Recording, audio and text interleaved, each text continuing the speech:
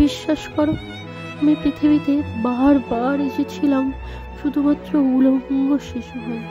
কখনো সঙ্গে করে নিয়ে আসিনি পৃথিবীতে কোনো ধর্ম, ভাষা, সংস্কৃতি, জাতীয়তা, নাগরিকত্ব।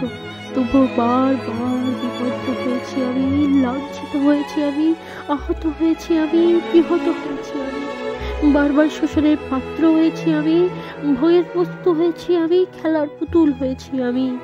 কখনো আমাকে গোলাম বানিয়ে করা হয়েছে রোগের গ্ল্যাডিয়েটর, তুলে দেওয়া হয়েছে আমার হাতে তরোয়াল, আমারই মতো আরে গোলাম শ্রমিককে হত্যা করার জন্য। কখনো আমাকে আফ্রিকার অরণ্য থেকে গলার শিকল বেঁধে তুলে নিয়ে গিয়ে করা হয়েছে আমেরিকার তুলোর ক্ষেতের গোলাম শ্রমিক। কখনো আমাকে বলা হয়েছে আমি হিন্দু, কখনো আমাকে বলা হয়েছে আমি মুসলমান। কতবার আমি হিন্দুর সঙ্গে আমি মুসলমানের লাগিয়ে দেওয়া লড়াই আমরা পরস্পরকে হত্যা করেছি।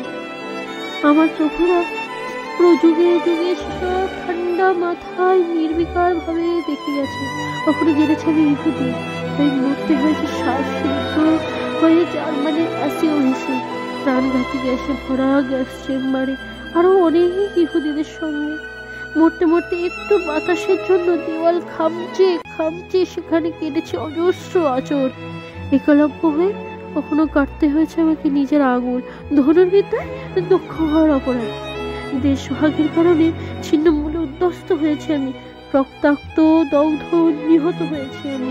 পাঞ্জাবে, বাংলায় রোহিঙ্গা হয়ে মায়ানমারে ছিন্নমূল উদ্ধ্বস্ত হয়েছি আমি, সেখানেও রক্তাক্ত দগ্ধ নিহত হয়েছি আমি। আর আজ আমি হলাম নাগরিকত্বহীন এক মানুষ।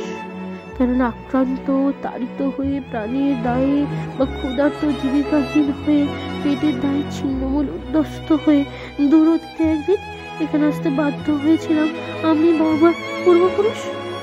কিন্তু আজ আমি নাগরিকত্বহীন। আমাকে নাকি চলে যেতে হবে, নাহলে নাকি আমাকে গুলি করে মারা হবে। কিন্তু কোথায় যাব?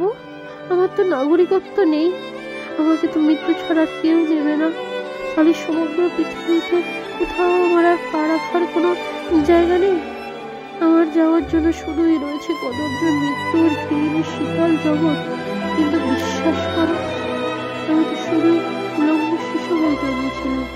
হিন্দু হয়ে নয়, মুসলমান হয়ে নয়, আসামীয় হয়ে নয়, বাঙালি হয়ে নয়, বাংলাদেশি হয়ে নয়, ভারতীয় হয়ে নয়, শুধুমাত্র মানুষ হয়ে।